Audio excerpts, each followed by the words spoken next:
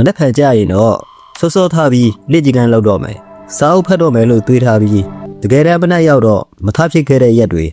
တစ်စီမှာပဲညှက်တောင်ရှိနေပြီလေအားလုံးပဲမင်္ဂလာပါဒီနေ့မှာတော့ကျွန်တော်တို့လှုပ်ချင်တဲ့အလေးကြီးကောင်းတွေကိုဘယ်လိုလဲဒီကူစတင်မလဲပြီးတော့အဲ့ဒီအလေးကြီးတွေကိုရရှိတည်တတ်အောင်ဘယ်လိုထိမ့်သိမ့်မလဲဆိုတာကို James Clear ရဲ့နာမည်ကြီး Atomic Habits စာအုပ်ထဲကဒီလမ်းတွေနဲ့လက်တွေ့ကျကျရှင်းပြပေးသွားမှာဖြစ်ပါတယ်ပထမဆုံးအနေနဲ့ကျွန်တော်တို့လှုပ်ချင်တဲ့အလေးကြီးတစ်ခုကိုစတင်ဖို့အတွက် friction လို့ခေါ်တဲ့အဟသားတွေကိုရှော့ချပစ်ဖို့လိုပါတယ်ဥပမာနက်ဖြန်လေးကြီးကန်းလုပ်မယ်လို့စိတ်ကူးထားရင်ဒီညကလေးကအာကစားဝတ်စုံကိုအတိထုတ်ထားလိုက်ပါကျမ်းမာရေးနဲ့ညီညွတ်တဲ့မနက်စာစားခြင်းနဲ့ဆိုရင်ဒေဦးစီနဲ့လိုအပ်တဲ့ပေါင်းပစ္စည်းတွေကိုညကလေးကကောက်တာပေါ်မှာအသစ်ပြင်ထားလိုက်ပါဒီလိုလုပ်ခြင်းအဖြစ်မနက်နိုးလာတဲ့အခါချက်ချင်းထားလုပ်ဖြစ်တော့အောင်တွားပေးသလိုဖြစ်သွားပါတယ်ဒါအပြင်အလုပ်တစ်ခုကိုချိန်ဆွဲနေတာ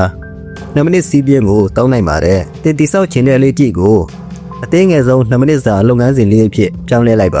မာရသွန်ပြေးချင်တဲ့ဆိုတဲ့ပန်းနိုင်စာခဏစီးပြီး2မိနစ်လောက်သွေးပူလိကြီးကန်လုပ်မယ်ဒီနေ့ကိုစာတနာကြီးဖတ်မယ်ဆိုတဲ့ပန်းနိုင်စာတမျက်နှာပဲဖတ်မယ်အဓိကကတော့ကိုယ့်ရဲ့လှုပ်ယူလှုပ်စဉ်တစ်ခုအသားကျတော့ဖို့ပါပဲအဲ့ဒီ2မိနစ်စာလေးကြီးလေးကိုကျွမ်းကျင်သွားပြီးဆိုမှဖြည်းဖြည်းဆင်းပြေးသွားရမှာပါစကြင်ဘက်အနေနဲ့အကြည့်စိုးတွေကိုဖျောက်ကြည့်ရင်တော့အဲ့ဒီအကြည့်တွေလှုပ်ဖို့ခက်ခဲသွားအောင်လုပ်ရပါမယ် TV ကြည့်တာရှော့ချခြင်းရင်ကြည့်ပြီးတာနဲ့ဘလက်ဖြုတ်အဝေးမှာတော့ဖွက်ထားလိုက်ပါပတ်စံလာတာသုံးသက်တဲ့အကြည့်ရှိရင်ဈေးဝယ်ထွက်တဲ့အခါ credit card ကိုကားဆိုင်ရုံအောက်မှာထားခဲ့လိုက်ပါအကြည့်စိုးတွေလုံးဝဖို့အခွင့်အရေးနေသွားအောင်တမင်တကာအဟသားတွေဖန်တီးရမှာဖြစ်ပါတယ်လက်ကြည့်ပြောင်းလဲခြင်းမှာအရေးကြီးဆုံးစီးမြစ်တစ်ခုကတော့ကျေနပ်မှုပါပဲကျွန်တော်တို့ရဲ့အုပ်နှောက်ကဒါလေးလောက်ရတာကောင်းလိုက်တာနောက်တစ်ခါထပ်လို့ရအောင်ဆိုပြီးချက်ချင်းရတဲ့ဆုလက်တွေကိုမှတ်သားထားတတ်ပါတယ်ဒါပေမဲ့ပြဿနာကဘာလဲဆိုတော့လက်ကြည့်ကောင်းတွေလောက်တဲ့အခါချက်ချင်းရတဲ့ရလက်ကပင်ပန်းပြီးရေရှည်ချက်မှအကောင်းကျိုးရတာမျိုးပါအကြည့်စုတွေကကြတော့ချက်ချင်းတက်တောက်တက်တာဖြစ်ပြီးရေရှည်ချက်မှဆူကြိုးပေးတာမျိုးဖြစ်နေပါတယ်ဒါကြောင့်လက်ကြည့်ကောင်းတွေလောက်တဲ့အခါချက်ချင်းကျေနပ်မှုရအောင်ဖန်တီးပေးဖို့လိုပါတယ်တိုးတက်မှုကိုမျက်စိနဲ့မြင်သာအောင်ပြုလုပ်ခြင်းဟာအကောင်းဆုံးပါပဲဥပမာစာတပုတ်ရေးပြီးတိုင်းကလစ်လေးတစ်ခုကိုဖန်ခွက်တဲ့ထည့်တာမျိုးအယောင်ဖုံးခေါ်ဆိုမှုတစ်ခုပြီးတိုင်းဖန်ကိုလေးတစ်လုံးရွှေ့တာမျိုးလုပ်ပေးနိုင်ပါတယ်နောက်ထပ်အကောင်းဆုံးနည်းလမ်းကတော့ habit tracker သုံးတာပါရှင်းအောင်ပြောရရင်ပြည့်ကလေးမှာနေ့တိုင်းချက်ကြည်ကက်လေးတွေချစ်သွားရတာကတကယ်ကိုကျေနပ်စရာကောင်းပါတယ်ဒီနေရာမှာအရေးကြီးဆုံးကကွင်းဆက်လေးမပြတ်ပါစေနဲ့ဘဝမှာအလုပ်များလို့ပင်ပန်းလို့တရက်လောက်ပြတ်သွားနိုင်ပါတယ်ဒါပေမဲ့နှစ်ရက်ဆက်တိုက်တော့အပြတ်မခံပါနဲ့နှစ်ရက်ဆက်တိုက်ပြက်ကွက်ခြင်းဟာအကျဉ်းစိုးအသစ်တစ်ခုကိုစတင်ဖို့ခြေလှမ်းပါပဲ push ups 90မလုပ်နိုင်ရဲ့ဆိုရင်တော့ဝင်းဆက်မပြတ်သွားအောင်10ခါလောက်တော့လုပ်ပြအောင်လုပ်ပါအကျဉ်းစိုးတွေကိုဖျောက်ဖို့အတွက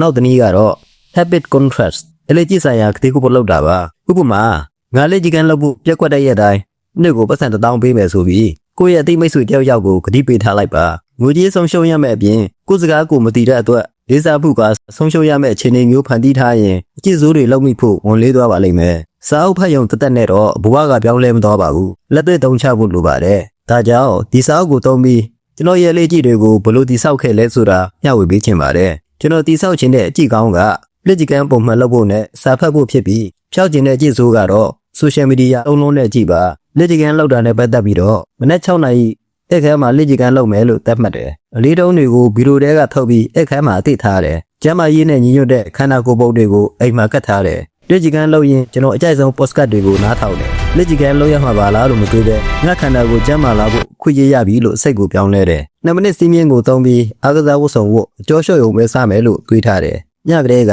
အားကစားပစ္စည်းတွေကိုအသိထုတ်ထားတယ်။အဲ့ဒီလိုလုပ်လိုက်တာနဲ့တင်လက်ကြည့်ကန်းလုပ်ဖို့90%သေချာတော့ပါပြီ။ habit tracker မှာနေ့တိုင်းအမှတ်ချစ်တယ်။လောင်ကျွမ်းသွားတဲ့ကယ်လိုရီပမာဏကိုဓာတ်ပုံရိုက်ပြီးကျွန်တော်ပါဒနာစီပို့တယ်ချက်ချင်းရလက်ကိုမျှော်လေးပဲစိတ်ရှိရှိနဲ့ရေရှည်ကိုပဲကြည့်ပါတယ်စာဖတ်ဖို့အတွက် habit stacking ကိုသုံးပါတယ်မနက်ကော်ဖီဖြော်ပြီးတာနဲ့ဝရန်တာမှာစာဖတ်မယ်ကော်ဖီတောက်ချင်တဲ့စိတ်ပေါ်လာတာနဲ့စာဖတ်တာကိုပါတွဲပြီးဖတ်မိသွားအောင်ပါ2မိနစ်စီးမြင့်အနေနဲ့ The Daily Story စာအုပ်ကိုတနေ့တစ်မိနစ်အနှံ့စာဖတ်ခဲ့ရကနေ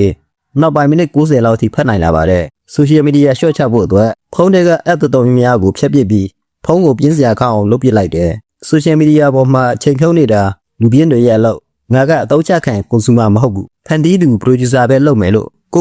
ပြန် program သွင်းတယ်။ friction များသွားအောင်ဖုန်းကိုတခြားခန့်တဲ့ကအန်ဆွဲထဲမှာသွားထားတယ်။စီကန်းအနေနဲ့အလုပ်ချိန်အတွင်း social media သုံးတာကိုကျွန်တော်ပါဒနာကတွေ့ရင်သူ့ကိုပတ်စံ1000ပေးရမယ်ဆိုပြီးပြစ်ပေးစနစ်လောက်ထားလိုက်ပါတယ်။ဒီနည်းလမ်းတွေကတော့ကျွန်တော်အတွက်တကယ်ကိုထိရောက်မှုရှိခဲ့ပါတယ်။ဒီကမိတ်ဆွေအနေနဲ့လည်းဒီ Atomic Habits စာအုပ်ကို မဖတ်ရသေးဘူးဆိုရင်ဖတ်ကြည့်ဖို့အကြံပေးချင်ပါတယ်စာအုပ်ထဲကပုံမြင်တွေဥပမာတွေကနေတစ်စစ်အလေးကြီးတွေအကြောင်းကိုပိုပြီးနက်နက်ရှိုင်းရှိုင်းနားလည်လာပါလိမ့်မယ်တည့်ရပြောင်းလဲခြင်းခီးစဉ်အတွက်အကောင်းဆုံးဖြစ်ပါစေလို့ဆုတောင်းပေးလိုက်ပါတယ်နောက်ဆုံးအနေနဲ့သတင်းကောင်းလေးတစ်ခုပြောချင်တာကတော့ကျွန်တော်တို့ပြီးခဲ့တဲ့အပိုင်းတွေအားလုံးကိုပြန်လည်စုစည်းပြီးအားနည်းချက်တွေကိုပြင်ဆင်ထားတဲ့ refine version ပြည့်စုံကိုမကြခင်တင်ဆက်ပေးသွားဖို့ရှိပါတယ်အဲ့ဒီဗီဒီယိုလေးထွက်လာရင်မလွတ်တဲ့ကြည့်ရှုနိုင်ဖို့အတွက်အခုပဲ subscribe ခလုတ်လေးနှိပ်ထားပေးဖို့တောင်းဆိုချင်ပါတယ်ကြည့်ရှုအားပေးတဲ့အတွက်ကျေးဇူးတင်ပါတယ်နောက်ဗီဒီယိုတွေမှာကျွန်တော်တို့ပြန်ဆောင်ရပါမယ်